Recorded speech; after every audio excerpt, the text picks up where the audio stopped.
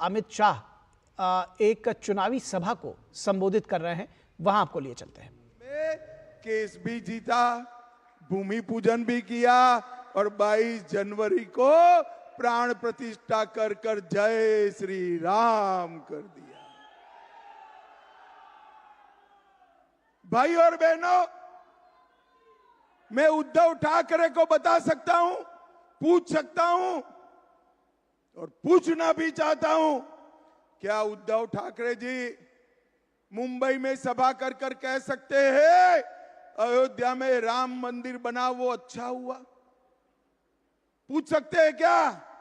नहीं पूछ सकते, क्योंकि उनकी वोट बैंक भी अब कांग्रेस की वोट बैंक हो गई है। आप उनकी वोट बैंक नहीं हो भाई।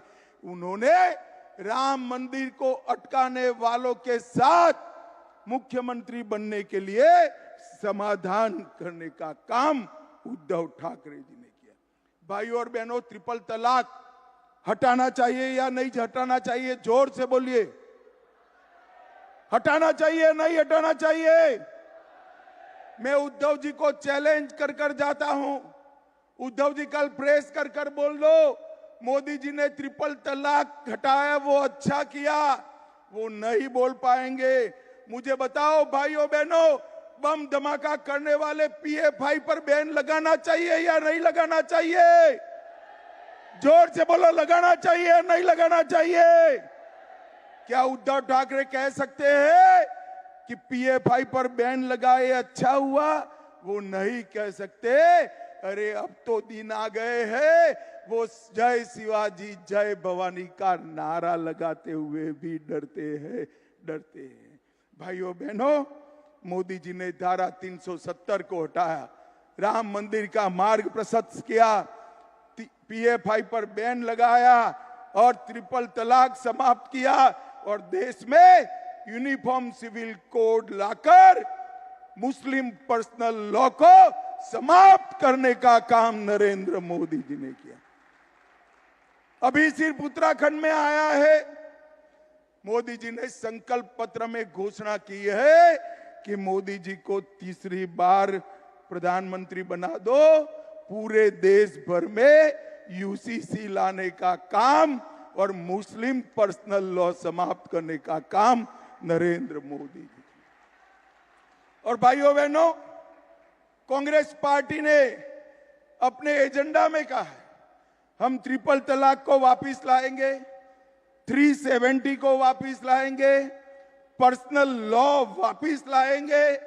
अब उद्धव जी, कांग्रेस पार्टी के घोषणा पत्र के साथ आप सहमत हो या नहीं हो? बताओ, आप जवाब दीजिएगा उद्धव जी, मौन मत हो जाइएगा। रत्नागिरी सिंधुदुर्ग नहीं, पूरे महाराष्ट्र की जनता आपसे जानना चाहती है कि आप ट्रिपल तलाक के समर्थक हो या हटाओगे? मुस्लिम पर्सनल लॉ के समर्थक हो या हटाना चाहते हो? 370 हटाना चाहते हो या रखना चाहते हो? आतंकवादियों को जवाब देना चाहते हो या वोट बैंक के लिए उनको बिरयानी खिलाना चाहते हो? उद्धव ठाकरे, आपको जवाब देना पड़ेगा। ऐसा नहीं चलेगा। बाला साहब की विरासत ऐसे नहीं मिलती है उद्धव जी। बाला साहब के यहां आपने जन्म लिया, विरासत तो नारायण राणे, एकनाथ शिंदे और राज ठाकरे के पास रह गई। आप कब की पीछे छोड़कर चले गए। भाई और बहनों, ये महाराष्ट्र का चुनाव असली शिवसेना कौन है वो तय करने वाला चुनाव है।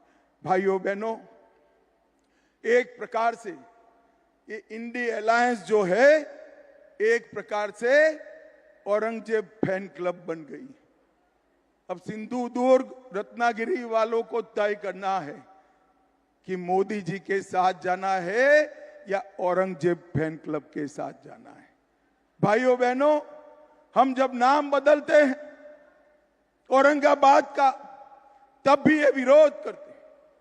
और उद्धव जी, मैं बताना चाहता हूं, ये नाम संभाजी महाराज के नाम से आपके स्वर्गीय पूज्य पिताजी श्रद्धेय बाला साहब ठाकरे जी ने रखा था।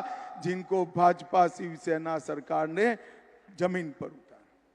भाइयों बहनों, मोदी जी ने ये 10 साल के अंदर गरीबों के कल्याण के लिए ढेर सारे काम किए।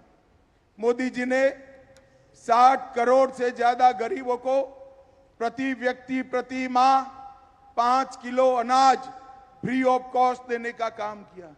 मोदी जी ने 14 करोड़ शौचालय गरीब माताओं के घर में बनाए।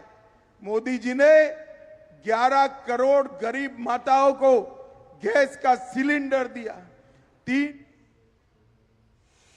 तो आप देख रहे थे महाराष्ट्र के रत्नागिरी से बीजेपी का वरिष्ठ नेता और गृह मंत्री, केंद्रीय गृह मंत्री अमित शाह का लाइव भाषण।